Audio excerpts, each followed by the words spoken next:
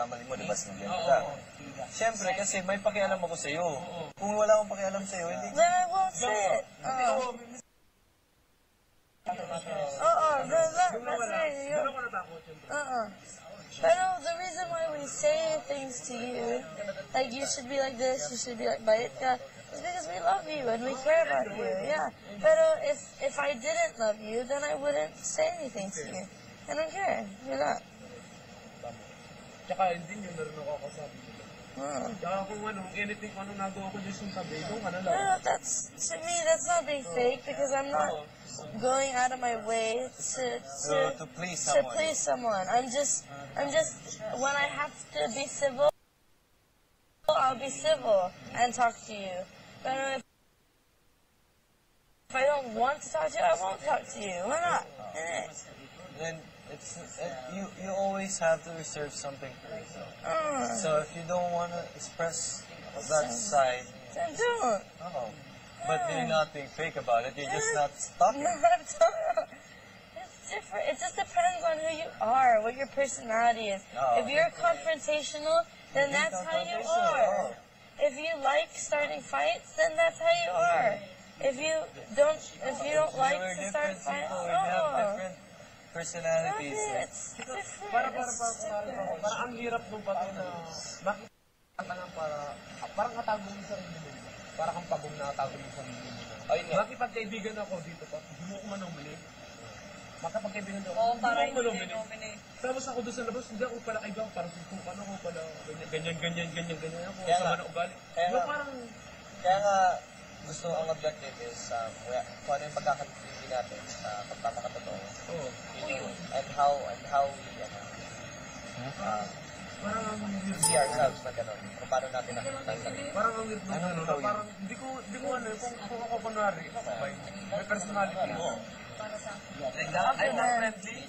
I came here to join it. Parang Kevin, become friendly. This is what I would actually do. And then just introduce it. In my opinion, mafe-feel mo rin yan sa sarili mo. That's why magpakatotoo ka sa sarili mo. Kasi alam mo kung kailan ka nagiging peke, kailan ka nagiging peke.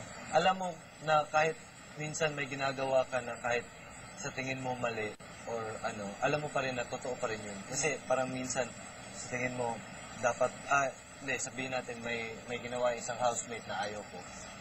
Pero sa kanya, alam ko, tama yun. Para sa akin, kahit kung konting bagay lang naman yun, yung mafe-feel ko na, syempre, mali. Pero alam ko na, hindi.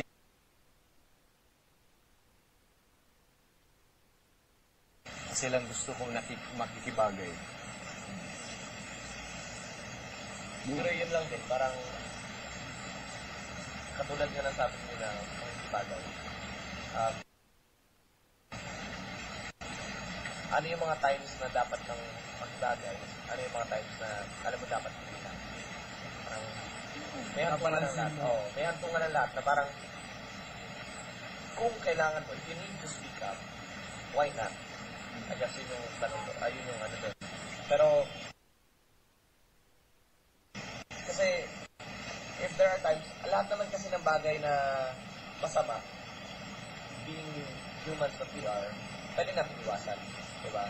We can always shy away from it kung gusto natin iwasan. Kasi that's the nature of things na iwasan natin. Pero kaya tayo nandito sa special environment na ito. Kasi I think yun yung punot dulo. That's the point kung bakit tayo nandito. Kasi yun yung mga bagay na hindi natin basta-basta malayuan. Yun yung mga bagay na hindi natin basta-basta lang umalis na tayo, pumunta tayo somewhere at hindi na natin makita yung tao na yan. Diba? That's the reason why we are confined. Kasi we see that person every day.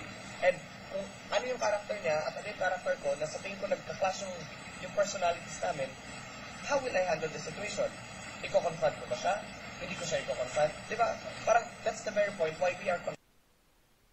It's a normal thing. We can just go away and stay away from it.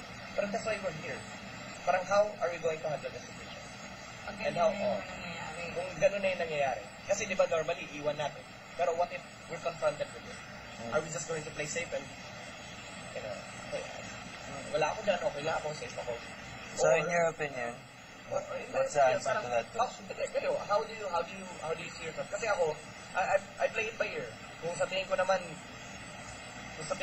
kailangan ako i-confront, bakit hindi ko ma-confront, diba? Oh.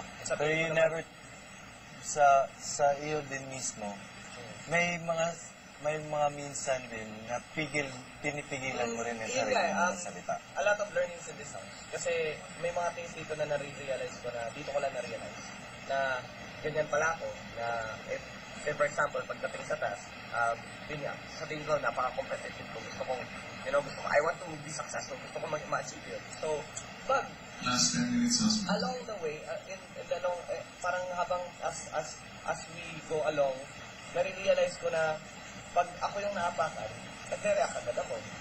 Tapos minsan, sa sobrang in-tune ko sa kung ano may ginagawa, minsan, hindi ko na nakikita yung iba.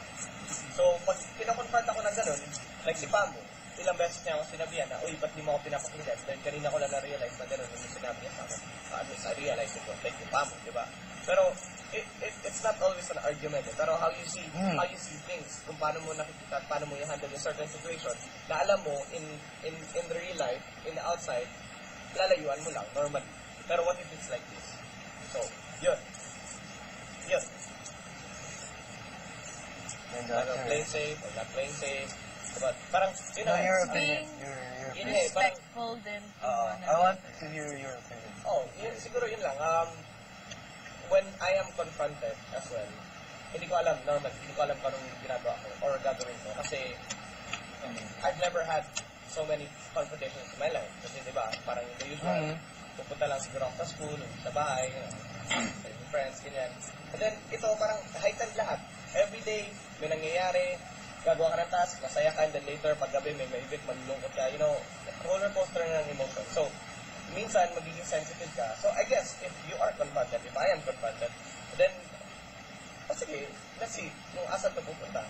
And then, sa tingin ko naman, if there is a need, based on the need ng situation, kung nandito sa environment na ito, na nakikita ko mga tao everyday, na alam kong, okay, hindi na ito maganda, siguro at first, I will seek advice from Kuya, pero in the long run, later on, I think there is a need na pag-usapan natin ito.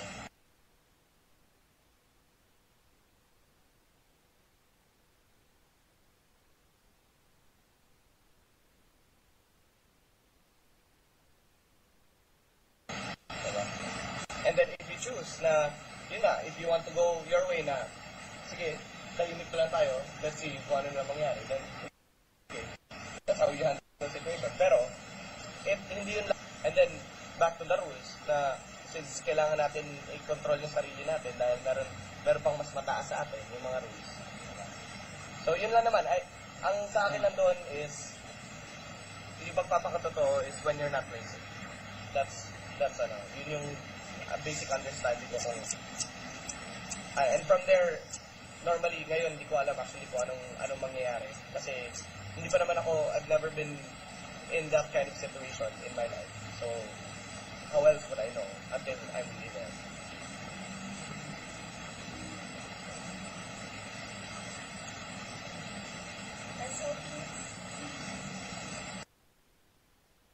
Anybody else? So, if you're true color, parang gano'n, handle yung situation na you would have.